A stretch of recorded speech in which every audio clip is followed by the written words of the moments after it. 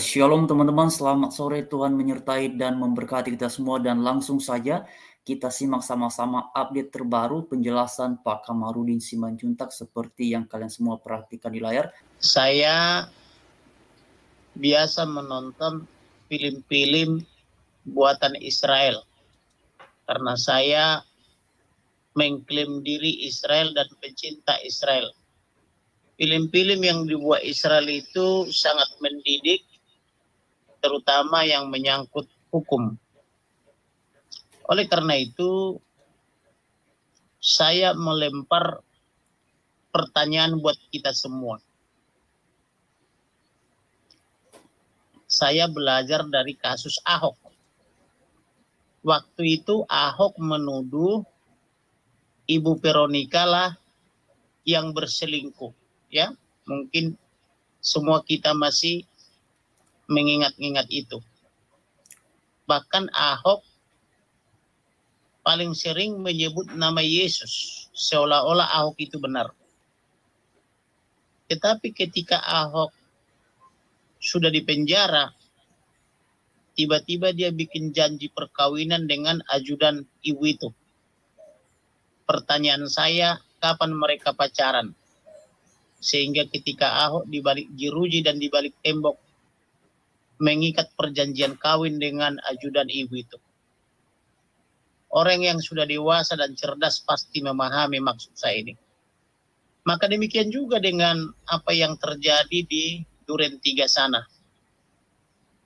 Apakah kita tidak berpikir bahwa yang terjadi adalah sebaliknya?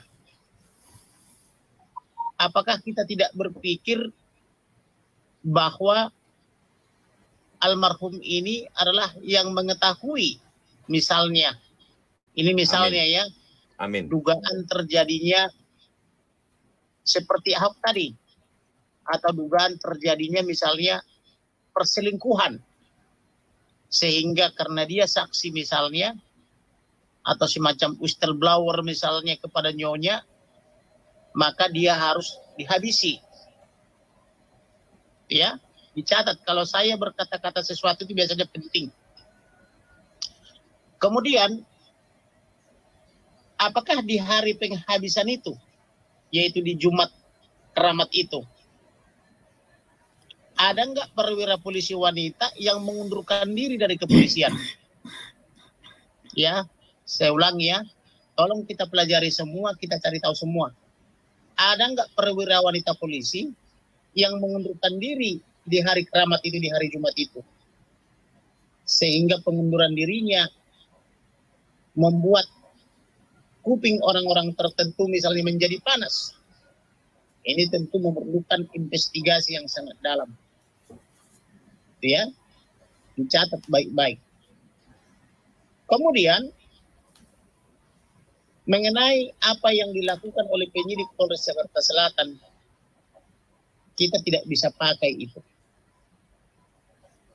Karena pertama tadi saya bilang mereka sudah merusak tempat kejadian perkara, mereka sudah membuat kesimpulan dengan cara menfitnah almarhum, padahal almarhum tidak bisa membela diri. Makanya saya tadi juga marah kepada siapa itu Pangaribuan tadi, dia bilang tembak-menembak, berarti dia ikut cara berpikirnya polisi. Pertanyaan saya, bagaimana cara tembak-menembak kalau tangan sudah rusak? Kalau bahu sudah hancur? Karena sampai detik ini, tidak ada bukti apapun, tidak ada keterangan saksi manapun yang menyatakan tembak-menembak. Itu hanya penjelasan dari para Karopenmas. Ya, tapi kalau misalnya diperlihatkan kepada kita CCTV, maka saya janji tutup mulut. Itu dia teman-teman penjelasan dari Pak Kamarudin Simanjuntak sebagaimana yang sudah kita simak sama-sama. Nah, beliau menjelaskan pemahaman ataupun pemikirannya sebagaimana sudah kita dengarkan tadi ya. Jadi hal-hal ini yang kemudian mendasari keraguan-raguan ya ataupun ketidakyakinan dari Pak Kamarudin Simanjuntak terkait dengan informasi yang beredar ramai di media sosial beberapa waktu belakangan ini. Dan itu memang teman-teman kalau kita simak sama-sama yang sudah dijelaskan tadi, yaitu sangat logis dan masuk akal sekali teman-teman ya. Tapi pada akhirnya semua ini kan baru diduga ya, sebagaimana tadi sudah disampaikan, diduga beberapa hal yang disampaikan oleh beliau. Beliau menggunakan kata sebagai pendahulunya adalah diduga. Artinya teman-teman butuh pengujian terhadap hal yang seperti itu. Nah, teman-teman sekalian, pada akhirnya harapan kita sebagai masyarakat biasa atas ramainya dan viralnya pemberitaan ini di media sosial, yang tentu saja kita berharap agar kebenaran itu pada akhirnya terungkap, karena memang informasinya ini di media sosial itu simpang siur ya. Artinya teman-teman banyak sekali penjelasan-penjelasan, dan kita sebagai masyarakat yang mendengarkan sajian-sajian itu ya tentu saja bisa kemudian menalar ataupun mempertimbangkan ini mana yang benar, mana yang tidak. Tetapi itulah yang terjadi. Ya teman-teman, kita doakan saja supaya pada akhirnya Pak Kamarudin beserta dengan tim kuasa hukumnya beliau, kalau nggak salah juga Pak Martin Simanjuntak juga bergabung ya dalam tim teman-teman penasihat hukum ya keluarga almarhum Brigadir Joshua ini, supaya pada akhirnya mereka bisa bersama-sama mengungkap hal yang selama ini tidak kita ketahui sebagai publik. Karena harapan kita pada akhirnya teman-teman, biarlah kebenaran yang terungkap, bukan justru hal-hal yang tidak terjadi, tapi kita anggap sebagai sebuah informasi yang benar. Yang kita harapkan adalah apa yang benar-benar terjadi di sana, itulah yang harusnya kita terima sebagai informasi yang benar. Dan bagaimana caranya agar hal seperti ini terwujudkan?